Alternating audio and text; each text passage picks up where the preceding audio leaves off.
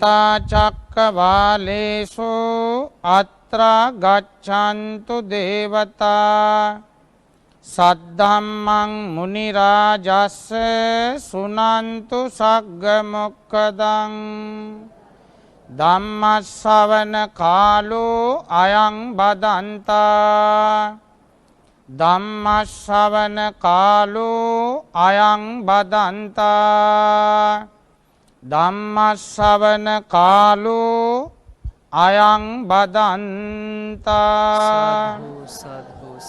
නමෝ තස්ස භගවතෝ අරහතෝ සම්මා සම්බුද්දස්ස නමෝ තස්ස භගවතෝ අරහතෝ සම්මා සම්බුද්දස්ස නමෝ තස්ස භගවතෝ අරහතෝ සම්මා සම්බුද්දස්ස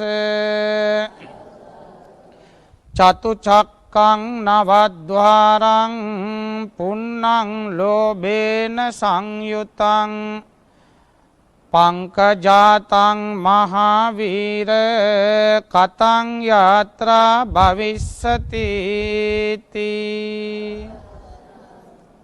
පූජනීය සංඝරුවනින් අවසරයි. ශ්‍රද්ධාවන්ත වාසනාවන්ත පින්වතුනි, පින්වතිය නිදරුවනි, අද ධර්ම දේශනාවට නියමිතව තිබෙන්නේ නන්දි විශාල කියන සූත්‍ර දේශනාව. අපේ බෞද්ධයෝ දන්නවා නන්දි විශාල කියලා ජාතක කතාවක් තියෙනවා. මේ ඒ ජාතක කතාවට සම්බන්ධ නැහැ. ඒ නන්දි විශාල ජාතකයෙන් කියන්නේ මේ වචනේ තියෙන බලය. දැන් නන්දි විශාල කියලා කියන්නේ ගුණෙක්.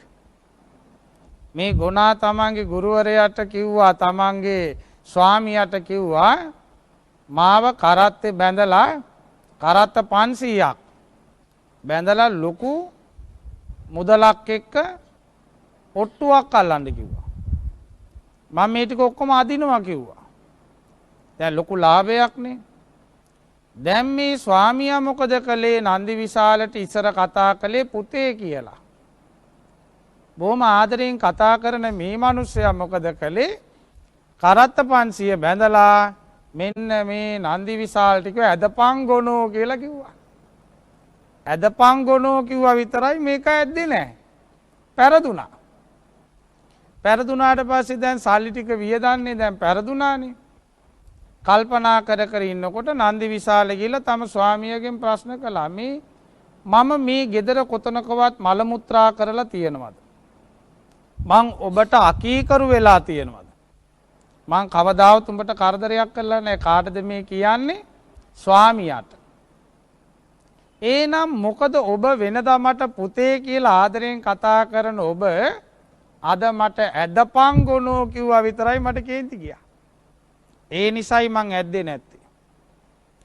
ආයි කරත්ත තව 500ක් එක ඒ ඔට්ටුව වැඩි මේ දෙගුණ කරන්න කිව්වා.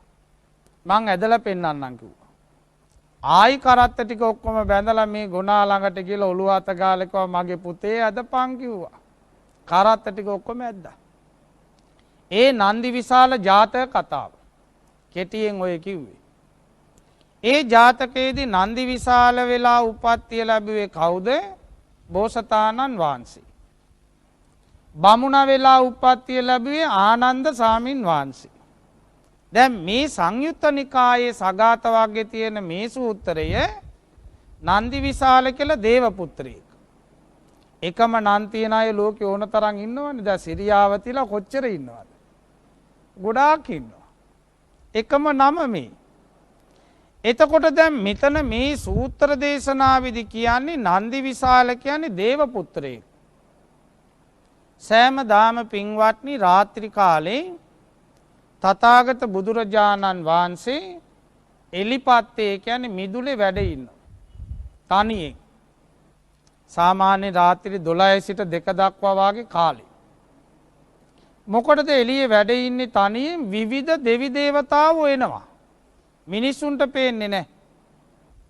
බුදුරජාණන් වහන්සේට පේනවා.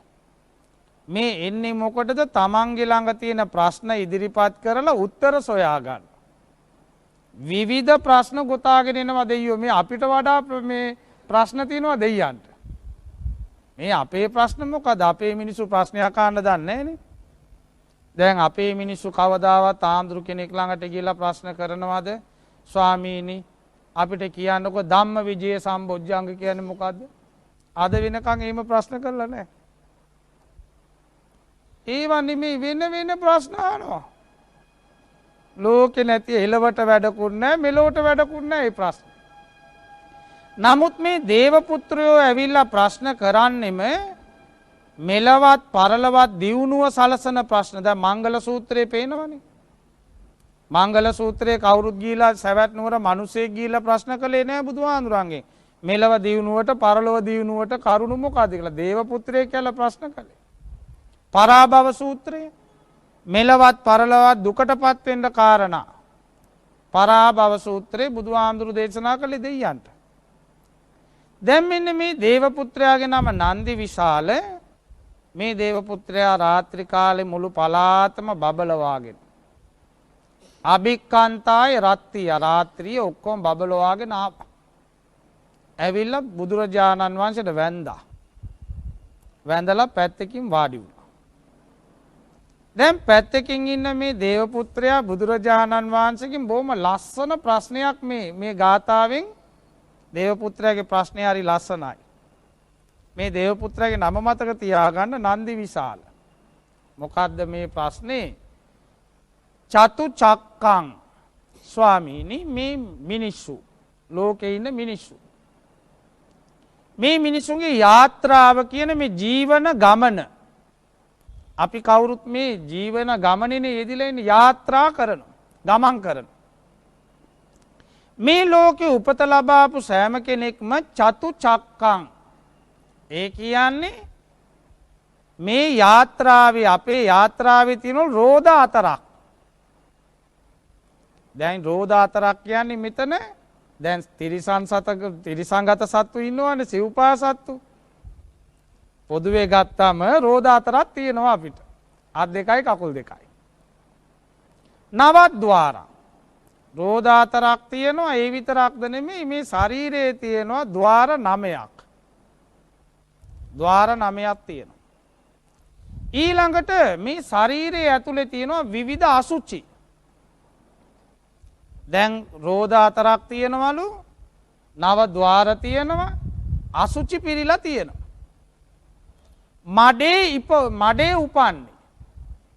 මඩේ උපන් පංකජාතං කියන්නේ ඒකයි මඩේ උපන්.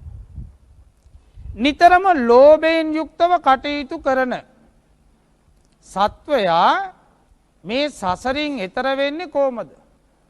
කතං යාත්‍රා භවිස්සති.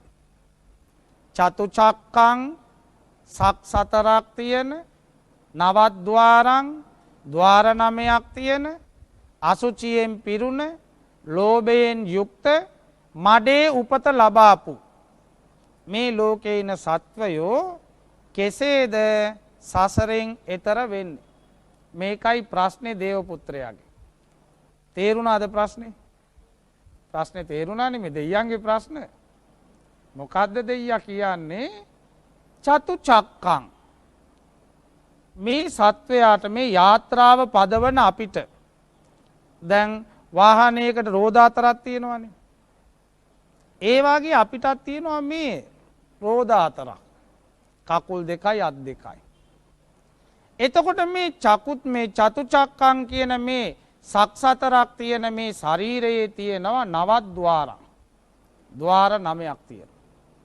ඒ ద్వාර 9න් නිතරම කරන්නේ මොකද්ද? ගඳ ගානේව අසුචි පිට වෙනවා. ద్వාරවල. ඊළඟට කියනවා පුන්නං ඒ කියන්නේ අසුචි පිරිච්ච ශරීරයක් මේක. බණ පොතේ ලස්සනට කියනවා පුන්න වච්ච කුටි විය. මේ ශරීරේ නිකන් අසුචි පිරිච්ච වැසිකිළියක් වගේ ඇවිදින වැසිකිළියක්. මේ අපි ළඟ තියෙන්නේ. මේක තියාගෙන තමයි මිනිස්සු යුද්ධ කරන්නේ, කෝලාහල කරන්නේ, ඉරිසියා කරන්නේ, වෛර කරන්නේ, ලෝකේ නැති විනාශ වැඩ ඔක්කොම කරන්නේ මේ ඇවිදින වැසිකිළියක් තියාගෙන. මේ ශරීරයේ ගන්න දෙයක් නැහැනි මොකක්වත්. ලස්සන කතාවක් තියෙනවා. දැන් බලන්න මේ ශරීරයේ පිටින් බලනකොට බොහොම ලස්සනයි. මේක මුලේ ඉඳලා දෙකට පළලා එළිය තියෙන ටික ඇතුලේ තියෙන ටික එළියට දාලා එළිය තියෙන එක ඇතුළට තියලා මාලා තිබ්බොත් වෙනම සේනාවක් දාන්න ඕනේ කපුටන්ගෙන් බල්ලන්ගෙන් මේවා බේර ගන්න. නැත්නම් කොට කොට යනවා. මේ ශරීරය ඇතුලේ තියෙන ටික බේර ගන්න. මේ ශරීරයට තමයි කිව්වේ ඇවිදින වැසිකිළියක් වගේලු. නිතරම ඕජාව ගලනවා. නිතරම. ඒ මදිවට ලෝභෙන් යුක්තයි. නිතරම අපි ලෝභෙන් ඉන්නේ. ඕනම දෙයක් මා සතු කරගන්නයි මං ආස. ලෝභෙන් යුක්ත මේ සත්වයා සසරින් එතර වෙන්නේ කෙසේද? කතං යාත්‍රා භවිස්සති. මේ සසර කියන්නේ බොහොම දුකයිනේ. ඉපදෙනවා, වයසට යනවා, ලෙඩ වෙනවා, මැරෙනවා, අප්‍රිය දේ ළඟට එනවා, ප්‍රිය දේ නැති වෙලා යනවා. බලාපොරොත්තු ඉෂ්ට වෙන්නේ නැහැ. පොදුවේ ගත්තම මේ සංසාර මේ පංචස්කන්ධේම දුකයි. මේ දුකින් සත්වයා එතර වෙන්නේ කෙසේද? මේකයි දේවතාවගේ කාගේද? නන්දි විශාල දේවතාවගේ ප්‍රශ්නේ. තව සැරයක් මේ ප්‍රශ්නේ හොඳට මතක තියාගන්න. රෝද හතරක් තියෙන, නවත් ద్వාර තියෙන, අසුචියෙන් පිරිච්ච, ලෝභෙන් යුක්ත මඩේ උපන් මේ සංසාරේ කියන්නේ මඩ ගොඩක්. ඒකනේ පින්වත්නි බුදුරජාණන් වහන්සේව නෙළුම් මලට උපමා කරන්නේ. බුදුරජාණන් වහන්සේ බලන්න දැන් පන්සල්වල චිත්‍රවල බලන්න නෙළුමක් උඩයි බුදුහාඳුරු වැඩ ඉන්නේ. ඉස්සරම කාලේ බුද්ධ රූපේ කවුරුත් ඇඳේ නැහැ බයට. ඒ කාලේ බුදුරජාණන් වහන්සේව පෙන්වුවේ නෙළුම් මලෙන්. දැන් ඔය සාංචියට එම ගියාම ඉන්දියාවේ සාංචි තොරන් වල තියෙනවා. නෙළුම් මල පිරිසිදුම සංකේතේ. ඇයි නෙළුම් මල ওই තරම් පිරිසිදුයි කියන්නේ? මඩ ගොඩේ. දැන් විලේ වැවේ පොළවේ මඩේ තමයි නෙළුම් අල තියෙන්නේ. මේ මඩේ තියෙන නෙළුම තමයි උඩට එන්නේ. අර මඩ වතුරේ ගෑවි අර ගඳ ගාන වතුරෙන් මේක උඩට එනවා. පෝට්ටුවත් ගෑවි තියෙනවා වතුරේ. මේක පිපෙනකොට උඩට ඇවිල්ලා පිපුණම මඩ ගෑවෙන්නෙත් නෑ, වතුර ගෑවෙන්නෙත් නෑ, තනි වෙලා තියෙනවා උඩට ඇවිල්ලා. එතකොට මේ සංසාරේ නැමැති මඩ ගොඩේ තමයි බුදුහාමුදුරුවෝ උපන්නේ. අම්මා තාත්තට දාව. නිකම්ම පහළ වුණා නෙමෙයි. ඒකනේ බුදුරජාණන් වහන්සේ දෙවියෙක් බ්‍රහ්මයෙක් නෙමෙයි මිනිස්සෙක්. මව් කෙනෙකුගේ කුසේ ඉඳලයි මේ බෝසතාණන් වහන්සේ උපන්නේ. එතකොට මෙන්න මේ මඩ ගොඩේ උපන් බුදුරජාණන් වහන්සේ නෙළුමක් වාගේ මඩේ ගෑවෙන්නේ නැතිව මේ ලෝකේ බබලවන්න උඩට ආවා. ඒකයි මේ දේවතාව කියන්නේ. මඩේ උපන් අපි සත්වයා කතං යාත්‍රා භවිස්සති. කෙසේද මේ සසරින් එතර වෙන්නේ? ඒකට බුදුරජාණන් වහන්සේ මේ නන්දි විශාල කියන දේවපුත්‍රයාට උත්තර දුන්නා. දැන් මේ වයසක අම්මලා දන්නවා මේ උත්තරේ කියන්නේ මොකද්ද කියලා. රෑහන කියන්නේ මොකද්ද? රෑන. ලණුවට කියන්නේ. දැන් ඉන්න අය දන්නේ නැහැ. වරපට කියන්නේ මොකද්ද? වරපට කියන්නේ කරත්තේ බඳිනවනේ ලණුව අල්ලලා. ලණුව බඳින්නේ වරපට කියන්නේ ඒකට. එතකොට බුදුහාඳුර මේ උත්තර දෙන ලස්සන බලන්න. රෑනද වරපටද? ලාමක ඉච්ඡාව. ලාමක ඉච්ඡාව කියන්නේ ලාමක සතුට. ලාමක සතුටු තියෙන පොඩි සතුටු. ඒ පොඩි සතුටු තමයි අන්තිමට ලොකු වෙන්නේ. මේ පුංචි සතුට ලෝභේන පාපකම්. ලෝභයත් එක්ක පවට මුල් වෙනවා. දැන් බුදුරජාණන් වහන්සේ මේ දේවපුත්‍රයාට දෙන උත්තරය හරි ලස්සනයි. රැහැනද වරපටද ලාමක ඉච්ඡාව ආසාවද ඊළඟට ලෝභයද යම්කිසි කෙනෙක් දුරු කරනවා නම් ඒතං යාත්‍රා භවිස්සති. එයා මේ සසරින් එතර වෙනවා. දැන් ඕක හොඳට මතක තියාගන්න. පොඩි ලණුවකින් යමක් බැන්දොත් කඩන්න පුළුවන්. චූටි නූලකින් එහෙම බැන්දම කඩන්න පුළුවන්. ඇද්ද ගමන් කැඩෙනවා. නූල් පොටවල් 100ක් 200ක් එකතු කරලා ලණුවක් කරලා බැන්දොත් කඩන්න බෑ. රෑන කියන්නේ කඩන්න පුළුවන් එකක්. ඒක වරපට වෙන්නේ නූල් ගණනාවක් එකතු වෙලා. එතකොට මෙතන ලාමක ආසාව කියන්නේ දැන් බලන්න S2. S2 රූපයක් දකින්න. රූපයක් දකින්නකොට මොකද වෙන්නේ? ලාමක ආසාවක් ඇති වුණා ලස්සනයි. ලස්සන නිසා ආසාවක් ඇති වුණා. ආසාව එතනින් නතර වෙන්නේ නෑ. ඒ ආසාව වෙනකොට පොඩි නූලකින් බැඳා වගේ. ඊට පස්සේ මොකද කරන්නේ? මේ රූපේ මා සන්තක කරගන්න ඕන, මට මේක ඕන. මට මේක සන්ත මා සතු කරගන්න ඕන කියලා මේක හිතනකොට අර නූල වැඩි වෙලා වරපට වාගේ බැඳෙනවර රූපෙට කඩා ගන්න බෑ. දැන් අද වුණත් පාරේ යනකොට බලන්නකෝ ලස්සන රූපයක් දැක්කා. මේක බැලුවා. බලලා මෙයා යනවා. යන්නේ සිත මෙතන තියලා. ඒකනේ පාරේ යන මිනිසුන්ගේ ඇඟේ යැප්පෙනවා, කාර් එකේ යැප්පෙනවා, බස් එකේ යැප්පෙනවා, කානුවේ වැටෙනවා, බෝක්කුවේ වැටෙනවා. ඇයි මේ යන්නේ දැන් අර රූපේ තමා සන්තක කරගන්න තියෙන ආසාවෙන්. ඒ නිසා මොකද උනේ? මේක දැන් වැඩි වුණා බැඳීම. ඇස විතරක් නෙමේ කනත් එමය. දැන් සමහරු බලන්න නිතරම සින්දු කිය ඉන්න අය ඉන්නේ. උයන්න ගියත් සින්දු කියනවා. වැසිකිළියට ගිහිල්ලා සින්දු කියන අය ඉන්නේ. ඇයි පළවෙනි වතාවේ සින්දුව කනට වැටුණා, පොඩියට බැඳුණා, ඊළඟට කන මේක නිතර ආශ කරනවා, ඉල්ලනවා. ඒක දැන් කටපාඩම් වෙලා තමන් ඒකට වසී වෙලා ඒක බැඳුණා. ඉස්සල්ලාම ආසාව පටන් ගන්න පොඩියට. පුංචියට පටන් ගන්න. ඊළඟට දිවයි රසයි. දිවයි රසයි. දැන් බලන්න ඒක වැරදි පැත්තට යන්නේ ඇති. මුලින්ම චුට්ටක් බොනවා. මුලින්ම මිනිස්සු බොනකොට චුට්ටක් බොනවා. මේක ආස ඉතිලා ඊට පස්සේ උදේ ඉඳලා බොනවා. වරපටෙන් බැඳා වගේ. මුලින් පටන් ගන්න චුට්ටයි. දැන් මන් දිහා බලන්නකො මම ඉස්සල්ලාම බුලත් කෑල්ලක් කෑවා. කෑල්ලයි. ඊළඟට බැලුවා පුවක් කෑල්ලක් එක කන්න. ඒ දෙකත් එක වළඳනකොට දුම්කොළ කෑල්ලකුත් වැළඳුවා. දැන් මොකද වුනේ? මේක කනවා ඉවර යන්නේ. ඔන්න බැඳිලා. සිගරට් බොන මිනිස්සයා බලන්න. එකක් බොනවා ඒක වැටෙනකොටම තව එකක් තියාගන්න. එතකොට මේ ලාමක ආශාව මේක මොකද උනේ? වැඩි වෙලා කඩා ගන්න බැරි තරමට ඒකට වශී වෙනවා. ඇබ්බැහි වෙනවා කියන්නේ ඒකටයි. ඒකයි බුදුරජාණන් වහන්සේ වදාළ මේ ලාමක ආශාව නිසා තමයි ලෝභය වැඩි වෙන්නේ. දැක්කා අතෑරියා නෙමේ, දැක්ක දෙයට ලෝභ වුණාම ඒක තමා සන්තක කරගන්නමයි උදේ ඉඳලා මිනිස්සු වැඩ කරනවා. උදේ ඉඳලා.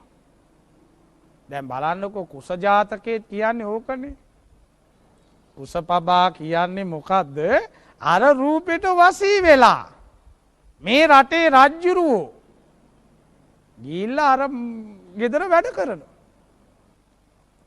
එතකොට මෙන්න ලාමක ආශාව වැඩි වෙනකොට මොකද වෙන්නේ? ලෝභය වැඩි. ලෝභය වැඩි වෙනකොට තමයි සසර දිග්ගැයෙන්නේ. ඒ නිසා තමයි පාප කර්ම සිද්ධ වෙන්නේ. ලෝභය නිසා. ලෝභය කියලා කියන්නේ පින්වතුනි අකුසල මුල් තුනෙන් එකක්. බරපතලම සසර දුකට ප්‍රධානම කාරණාව තමයි ලෝභය. ඒ ලෝභයටම තමයි තණ්හාව කියන්නේ. බුදුරජාණන් වහන්සේ වදාලා තණ්හක්කයෝ නිබ්බාන. නිවන කියලා කියන්නේ තෘෂ්ණාව නැති තැන. එතකොට දැන් බලන්න නිරෝධ සත්‍ය ධම්මචක්කයේදී බුදුරජාණන් වහන්සේ වදාළේ අනාලයෝ. අනාලයෝ කියලා කියන්නේ ආලයක් නෑ. ආලය කියන්නේ ලෝභය. දැන් බලන්න මේම තව ටිකක් පැහැදිලි කරන්න. දේවාලය කියන්නේ ඇයි? දේවාලය කියන්නේ දෙයියෝ ඉන්න නිසා. දෙයියෝ ඉන්න තැනට කියනවා දේවාලය. දැන් ගේ ආලෙ දේවාලේ දෙයියෝ නෑ. එතකොට ඒකට අපි දේවාලය කියනවාද? නෑ දෙයියෝ නැත්තම් එතන දේවාලයක් නෑ. බුද්ධාලය කියනවා බුදු ගෙදරට. බුදුරජාණන් වහන්සේ වැඩ ඉන්න තැනට කියනවා බුද්ධාලය. එතන බුදුහාමුදුරු නැත්තම් එතන බුද්ධාලයක් නෑ. එතකොට තෘෂ්ණාවට කියනවා ආලය. ආලය නැත්තම් අනාලයෝ නිවන. අනාලයෝ කිව්ව නිවනට. ආලය කියන්නේ තෘෂ්ණාවට. දෙයියෝ නැත්තම් මේ දෙයියෝ ඉන්න නිසා දේවාලය. දෙයියෝ නැති වුණා මෙතන දේවාලයක් නෑ. බුදුරජාණන් වහන්සේ වැඩ ඉන්න කුටියට කියනවා බුද්ධාලය. බුදුරජාණන් වහන්සේ එතන නැත්තම් බුද්ධාලයක් නෑ. තෘෂ්ණාවට කියනවා ආලයෝ. තෘෂ්ණාව නැත්තම් අනාලයෝ. එතකොට මේ සසරින් එතර වෙන්න කැමති නම් කළ යුතු පළවෙනි කාරණාව තමයි තෘෂ්ණාව නැති කරන එක අතෑරීම. අතාරිනවා. මිදෙනවා කියනවනේ මුක්ති කියන්නේ මුක්ති. මිදෙනවා. මොකෙන්ද මිදෙන්නේ? ආසාවෙන්. මේ පුංචියට පටන් ගත්ත ආසාව තමයි විශාල වෙන්නේ. පුංචියට ලාමක ඉච්ඡාව කිව්වේ ඒකයි. ලාමක ඉච්ඡාව. මේ ලාමකව පුංචියට පටන් ගන්න මේ පොඩි ආසාව නිතර නිතර වැඩ කරලා මේක අර වරපට වාගේ S2 රූපේ බන්දලා දානවා. කඩා ගන්න බෑ. ඒ බැඳීම පේන්නේ නැහැ. ඒක පේන්නේ නැහැ.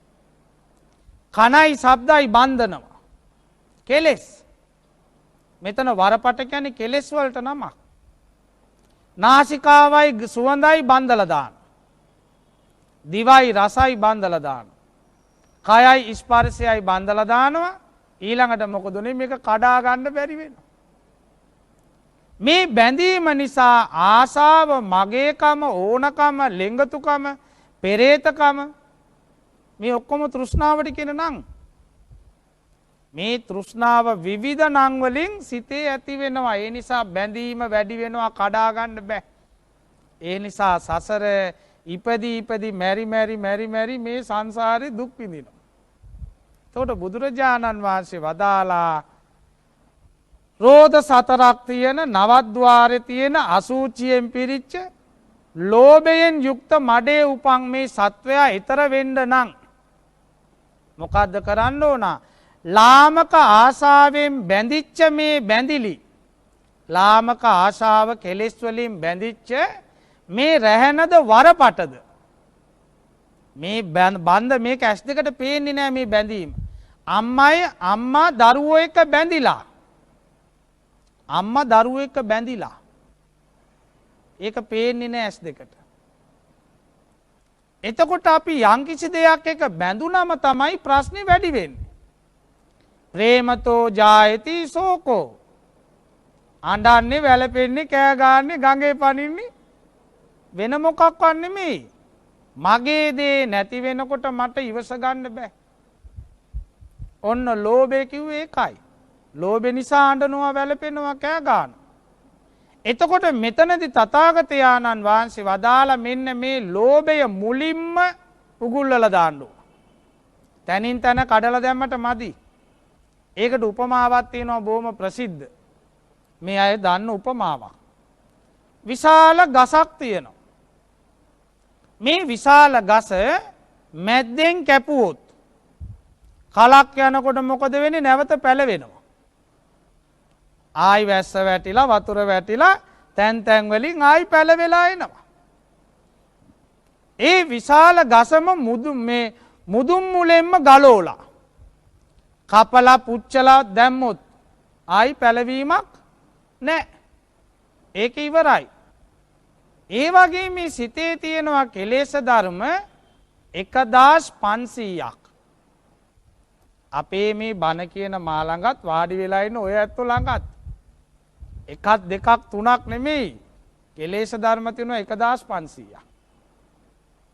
ඒ ගැන දැනගන්න ඕන නම් අපවත් වී වදාළ අතිගරු රේරුකාණේ චන්දවිමල මානායක ස්වාමින් වහන්සේ ලිව්වා පොතක් කෙලෙස් 1500. පොතේ නම අරගෙන කියවන්න. තේරුම් ගන්න බෑ. පළවෙනි සැරේ කියනකොට තේරුම් ගන්න බෑ. මේවා මේ වෙන කොහෙවත් නෙමෙයි තියෙන්නේ, කඩසාප්පු වල නෙමෙයි. තියෙන්නේ අපේ සිතේ. ඇස් දෙකේ නාසේ කටේ දිවේ ශරීරය නෙමෙයි. මේ කෙලෙස් කියන ඒවා තියෙන්නේ කොයිද? මනුස්සයගේ සිතේ. දැන් ඒකයි මෙතනින් වදාලේ මේ ලෝභය කියන මේ කෙලෙස් ටික මුලින්ම ගලවලා දැම්මොත් ඒකට කියනවනේ සමූල ඝාතනය කියලා කියන්නේ. සහ මුලින්ම ගලවලා දාන. මොනවද කෙලෙස්? ගලවලා දාන කෙනාට පුළුවන්කම තියෙනවා මේ ගෝර බියකරු සසරින් එතර වෙන්න. මේක වදාලේ බුදුරජාණන් වහන්සේ නන්දි විශාල කියන දේව පුත්‍රයාට. පින්වත්නි, මේ ලෝකේ උපත ලබාපු අපි කවුරුත් අපි සෑම දෙනාම නිතරම ප්‍රාර්ථනා කරන්නේ මට ලැබෙන්න ඕන. මගේ ඇස් දෙක ප්‍රිය කරන දේ දෙන්නමයි මම කැමති. මම කැමති නෑ ඇස් දෙකට අකමැති දේවල් පෙන්වන්න. මම කැමති ඇස් දෙක පිනවන්න. මම කැමති දිව පිනවන්න. මම කැමති කන පිනවන්න. මම කැමති නාසිකාව පිනවන්න. මම කැමති ශරීරයේ පිනවන්න. මේ පිනවන්න යන නිසා තමයි ලාමක විදියට ආසාව ඇති වෙන්නේ. ලාමක විදියට මේක ඇති වෙනවා. අර මුලින් කිව්වාගේ රූපයක් දැක්කා. දැක්ක රූපේ එතන තියලා ගියා නම් ඉවරයි නෑ. අපි සිත රූපේ ළඟ තියලා කය අරගෙන යනවා. ඉතින් පාරේ යනකොට කාර් එකේ වැදිලා ඉස්සරහා එන මිනිහාගේ ඇඟේ ඇප්පිලා කානුවේ වැටිලා සිය නැතුව යන්නේ සිත අර රූපේ ළඟ. ඒකනේ කායගත සතිය වඩන්න කිව්වේ. දැන් අර අනුරාධපුරේ කතාවක් තියෙන්නේ අටුවාවේ රාතන් වහන්සේ නමක් වඩිනවා. වඩිනකොට නෝනයි මාත්‍යයි දෙන්න පුංචි කලබලයක් ඇති කරගෙන නෝන තරහා වෙලා මා ගෙදර යනවා. මාත් ඒක තරහ වුණාම නෝන යනවනේ යන්න. දැන් මේ රාතන් වහන්සේ වඩිනවා නෝන එතනින් ගියා. යනින් ගමන් මේ උපාසිකාව මොකද කළේ? රාතන් වහන්සේව දැකලා කට ඇරලා hina වුණා. දත් ටික විතරයි මේ රාතන් වහන්සේ දැක්කේ. දත් ටික දැක්කා. දැන් ටික වෙලාවක් යනකොට අර මාත්‍යා දැන් නෝනාගේ පස්සෙන් එනවා සොයාගෙන. රාතන් වහන්සේව දැකලා වැඳලා ඇහුවා ස්වාමීනි මෙතනින් කාන්තාවක් එම ගියාද? මේ රාතන් වහන්සේ කියනවා පිරිමියෙක්ද ගෑණියෙක්ද මන් දන්නේ නැහැ. ඇට සකිල්ලක් නම් ගියා කිව්වා. ඇයි දත් ටිකනේ දැක්කේ? අට්ටි සංඥාව වඩපු කෙනෙක්. ඒ නිසා පින්වතුනි නිරන්තරයෙන්ම මේ පොඩි පොඩි ආසාවල් අතාරින්න ඉගෙන ගන්න ඕන. ලාමකෝ පටන් ගන්න එක තමයි අන්තිමට කඩන්න බැරි තරමට බැඳෙන්නේ. වරපටෙන් අර ගොනාගේ කරත්තේ බැඳා වගේ. දැන් පොඩි ලණුවක් බැඳම පොඩියෙන් දෙයක් බැන්දොත් ඒක කඩන්න පුළුවන්. නමුත් මේක ලණු පොටවල් ගණනාවක් අරගෙන බැන්දොත් කඩන්න බෑ. ඇස රූපේ දැක්කා එතනින් ඉවර කරන්න ඕන. දැක්කා ඉවරයි. ඒක දිගට අරගෙන යන්න ගියොත් බැඳීම වැඩි වෙනවා. මධ්‍යමා ප්‍රතිපදාව කිව්වේ ඒකයි. සෑම දෙයක්ම මධ්‍යස්තව බලන්න ඕන. අනිත්‍ය දුක්ඛ අනාත්ම විදියට බලන්න ඕන. ඇලිච්ච තරමට දුක වැඩි වෙනවා. දැන් අද ගොඩ මිනිස්සු ඔය ඇලිච්ච නිසා තමයි ඔය අඬන්නේ වැළපෙන්නේ. දැන් බලන්න එක්තරා තරුණෙක් මේ දිග කතාවක් බොහොම කෙටියෙන් කියන්න. මේ තරුණයා කල්පනා කළා පැවිදි වෙන්න ඕන.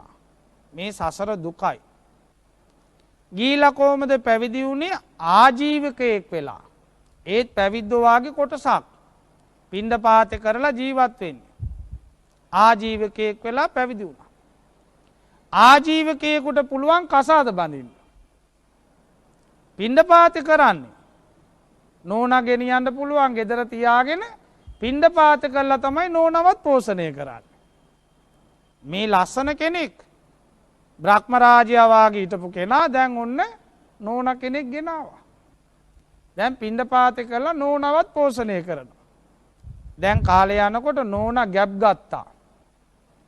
දැන් නෝනට මාස 10 පිරීලා දරුවා ලැබෙන්න කිට්ටුයි.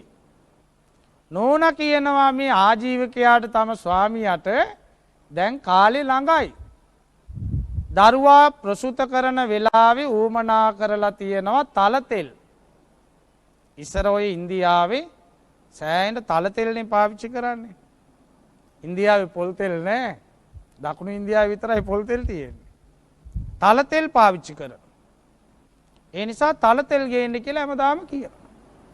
දැන් මේ ආජීවකයා පිණ්ඩපාතේ ගිහිල්ලානේ නෝනවත් පෝෂණය කරන්නේ. පිණ්ඩපාතේ ගියාම පාත්‍රයට තල තෙල් වක් කරන්නේ නැහැනේ කවුරුත්.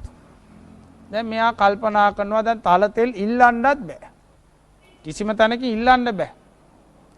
මෙයාගේ වාසනාවට මොකද වුනේ රජතුමාගේ මාලිගාවේ ගබඩාවෙන් ප්‍රචාරයක් යවනවා ඕනෑම පැවිද්දෙකුට නිගණ්ඨකයෙකුට ආජීවකයෙකුට පූජ්‍ය පක්ෂ කෙනෙකුට ගබඩාවට ඇවිල්ලා ගබඩාවේ තියෙන ඕන දෙයක් කාලා බීලා යන්න පුළුවන් අරගෙන යන්න බෑ.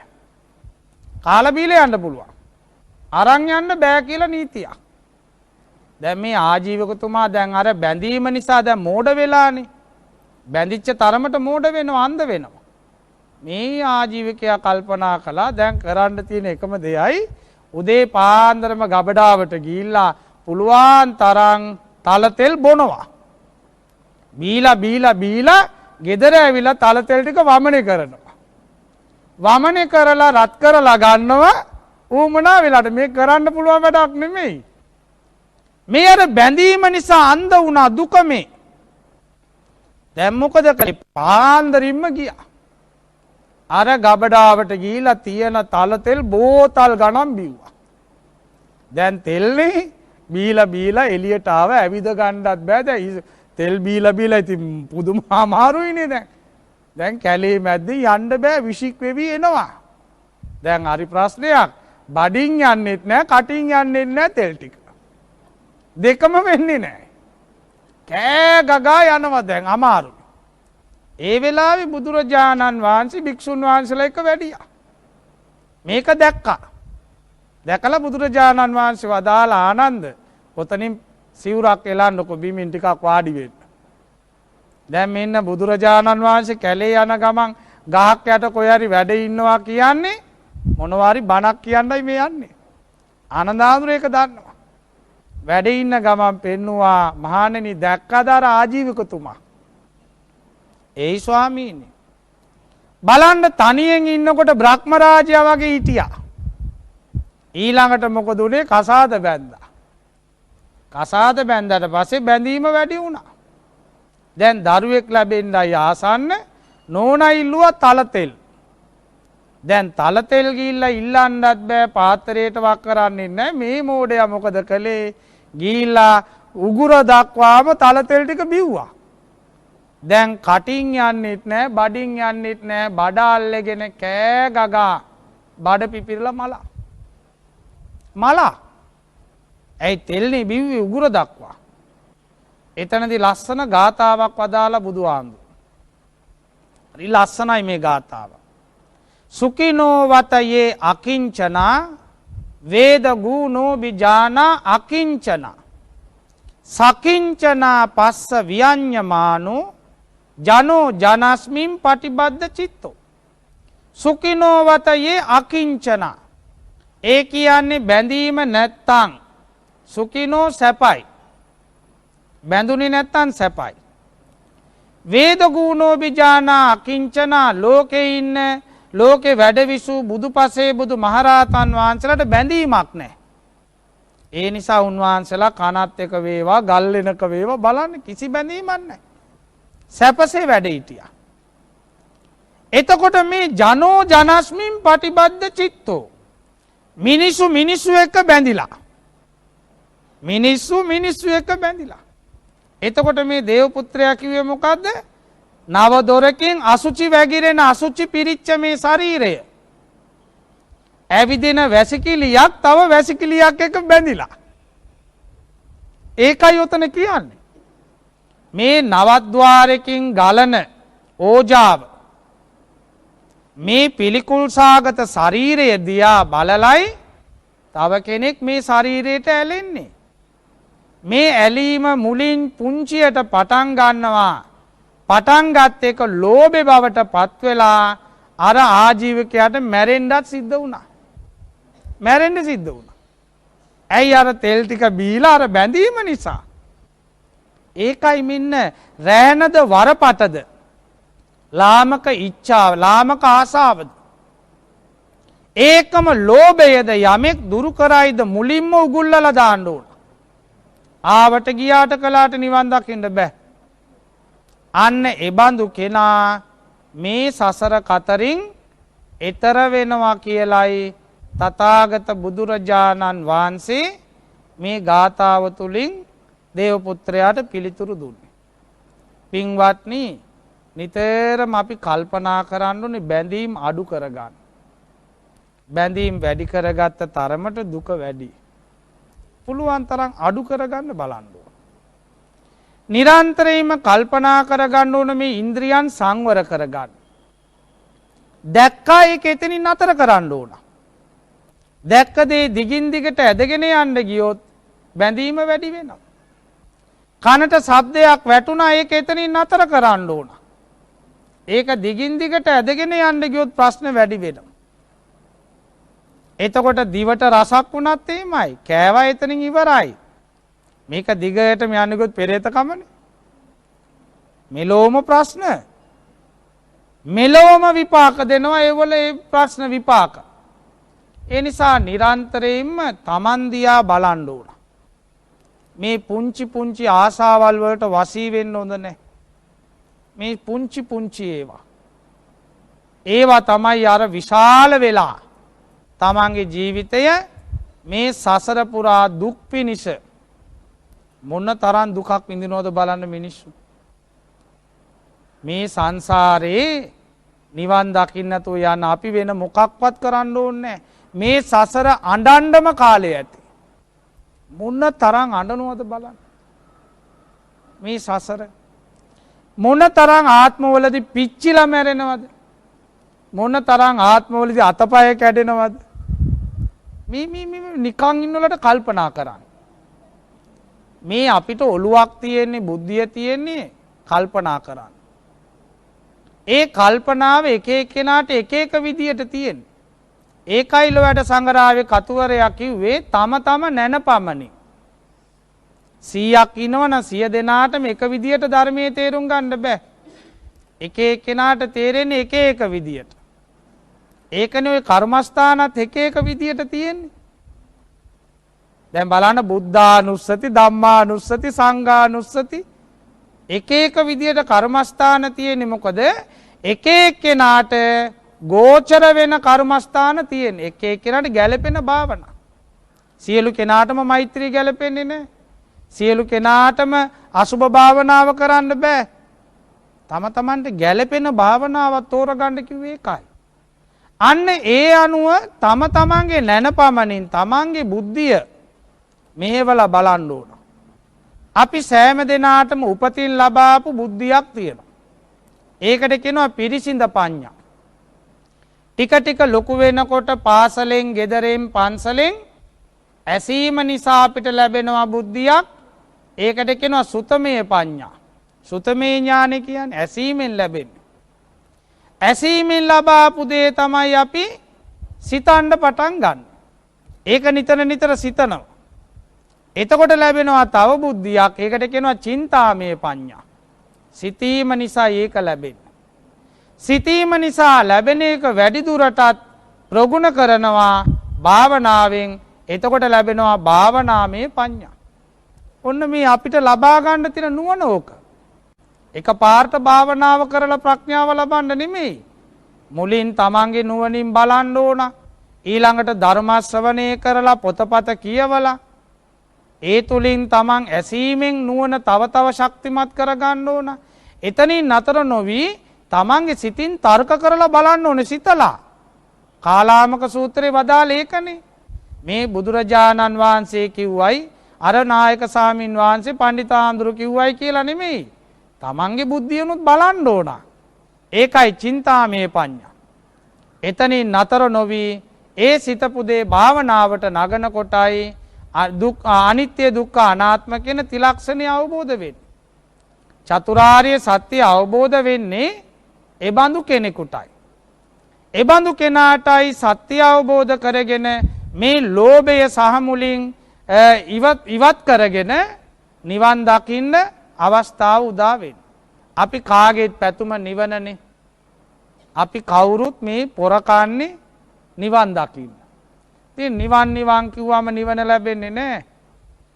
නිවන කියන සැපය ඒ සුවය ලැබෙන්න නම් මධ්‍යමා ප්‍රතිපදාවේ ගමන් කරන්න ඕන. ඇලීමෙන් ගැටීමෙන් යන කෙනෙකුට මැදුම් පිළිවෙතේ යන්න බෑ. ඒ කෙනා ඇලීමෙනුයි ගැටීමෙනුයි මිදින්න ඕන. මේ ඇලීම නිසා තමයි වැඩිපුරම ලෝකේ ප්‍රශ්න කරදර කෝලාල යුද්ධ මේ ඔක්කොම තියෙන ඇලීම නිසා. ඒ නිසායි බුදුරජාණන් වහන්සේ වදාළේ තන්නක්කයෝ නිබ්බාන. නිවන කියලා කියන්නේ තෘෂ්ණාව නැති තැන. එසේනම් පින්වත්නි මේ නන්දි විශාල කියන මේ සූත්‍රය අර ජාතක කතාවට කිසිම සම්බන්ධයක් නැහැ. සමහරු කල්පනා කරයි එදාර නන්දි විශාල වෙලා හිටපු උෂභයා තමයි මේ මැරිලා දේව පුත්‍රයෙක් වුණේ කියලා නෑ. එදා නන්දි විශාල කවුද? මේ අපේ බුදුරජාණන් වහන්සේ. එයා නෙමෙයි මේ ඒ නමින් හිටපු දේව පුත්‍රයෙක්. දැන් අදත් ඔය එක එක නම් වලින් 100 ගණන් ඉන්නවනේ. මම මුලින් කිව්වේ සිරියාවතී කිව්වම සිරියාවතීලා 100ක් 200ක් ඉන්නවා. කරුණාවතීලාත් ඉන්නවා, සෝමපාලලත් ඉන්නවා. ඒ වගේ ඒ භවයේදී නන්දි විශාල වෙලා මේ උෂභ රාජයා උපන්න අපේ බෝසතාණන් වහන්සේ. මේ කියන්නේ දිව්‍ය ලෝකයේ හිටපු දේව පුත්‍රයෙක්. ඒ දේව පුත්‍රයාගේ නම නන්දි විශාල. රාත්‍රී කාලයක සවැත් නුවර ජේතවනාරාමයට ඇවිදින් බුදුරජාණන් වහන්සේට වැඳලා ප්‍රශ්න කළා මේ නව චතු චක්කං රෝද සතරක් තියෙන නවද්වාරයක් තියෙන අසුචියෙන් පිරිච්ච මඩේ උපන්න ලෝභයෙන් යුක්ත මේ සත්වයා සසරින් එතර වෙන්නේ කෙසේද? ඒකට පිළිතුරු වදාලේ ලාමක ආසාවෙන් යුක්තව ඉන්න කෙනා රෑනද වරපටද මේ බැඳීම් සියල්ලම කෙලෙස් සියල්ලම ලෝභයත් එක්කම සහ මුලින්ම ගලවලා දැම්මොත් ටිකක්වත් ඉතිරි නොකර අබෑටයක්වත් ඉතිරි කරන්න බෑ. ඒකනේ සියලුම කෙලෙස් නසා රාහත් වුණා කියන්නේ. සියලුම කෙලෙස් නසා උප්පත්තිය නැති කරගෙන. ඒකනේ පින්වත්නි අපේ බෝසතාණන් වහන්සේ වදාළේ ඉපදිච්ච ගමම්ම නත්ති දානි පුනබ්බව. පුනර්භවයේ නැති කරන එක. තෘෂ්ණාව නැති කරනවා කියන්නේ පුනර්භවයේ නැති කිරීමයි. යතායම් පදීපෝ රතන සූත්‍රයේදී වදාළේ මේ ලයිට් එකක් ලාම්පුවක් නිමිලා ගියා වගේ. ඒ දැල්ල උඩට ගියාද යටට ගියාද දකුණට ගියාද උතුරේ ඒක නෙමෙයි. මේක ගියා නිවුණා. නිවිච්ච ගතිය. මේ පංචස්කන්ධයේ නිවා ගැනීම, උපත නැති කිරීම, මේ ලෝභය නැති කිරීමෙන් ඒ සියල්ලම සිද්ධ වෙනවා. ඒ නිසා දැන් කල්පනා කරන්න අපිට ලැබිච්ච කාල